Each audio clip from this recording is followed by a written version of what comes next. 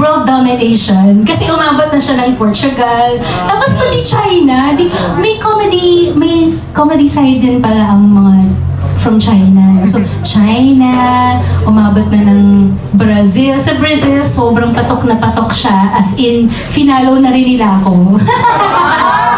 Tapos yung mga comment, mga hindi ko naiintindihan. Kailangan kita translate mo para maintindihan mo.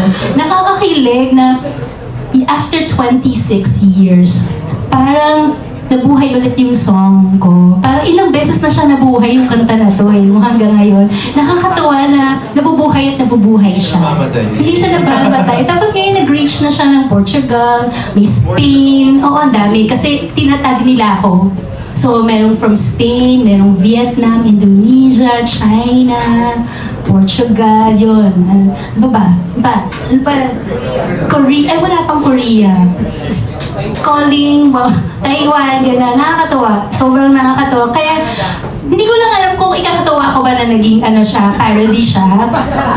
Kasi malungkot siya. Pero di ba, at least nakaka-good vibes siya. Di ba? Ang dami yung napapasaya ng song na yun. Hindi na siya malungkot na song ngayon. Pang transformation.